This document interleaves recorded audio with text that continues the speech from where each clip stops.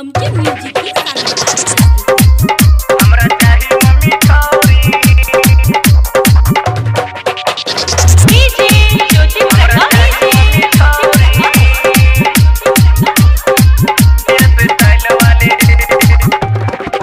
हमरा चाही मम्मी छौरी हमरा चाही मम्मी छौरी हमरा चाही मम्मी छौरी हमरा चाही मम्मी छौरी मोटकी पत्थर की ना दे हाथ वाली मोटकी पत्थर की ना दे हाथ वाली हमरा चाही मम्मी छौरी हमरा चाही मम्मी छौरी हमरा चाही मम्मी छौरी दो रंग वाली हमरा चाही मम्मी छौरी ऐसे स्टाइल वाली हमरा चाही मम्मी छौरी ऐसे स्टाइल वाली हमरा चाही मम्मी छौरी ऐसे स्टाइल वाली मोटकी पत्थर की ना दे हाथ वाली मोटकी पत्थर की ना दे हाथ वाली हमरा चाही मम्मी छौरी हमरा चाही मम्मी छौरी हमरा चाही मम्मी छौरी दो रंग वाली हमरा चाही मम्मी छौरी ऐसे स्टाइल वाली हमरा चाही मम्मी छौरी ऐसे स्टाइल वाली हमरा चाही मम्मी छौरी ऐसे स्टाइल वाली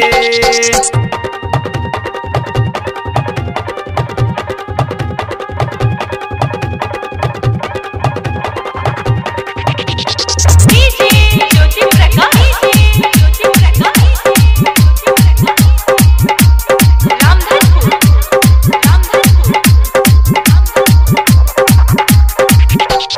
परेला पसंद हमरा हैप्पी वाली छौरी कनियो ना नीक लागे गाम के गौरी कनियो ना नीक लागे गाम के गौरी परेला पसंद हमरा हैप्पी वाली छौरी कनियो ना नीक लागे गाम के गौरी सुत सलवार ना तू पता वाली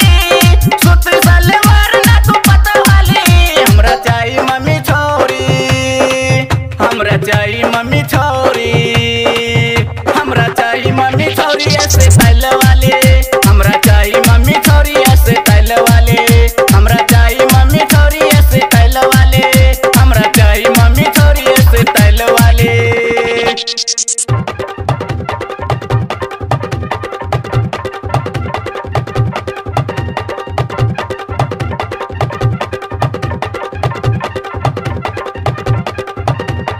डीजे ज्योति प्रकाश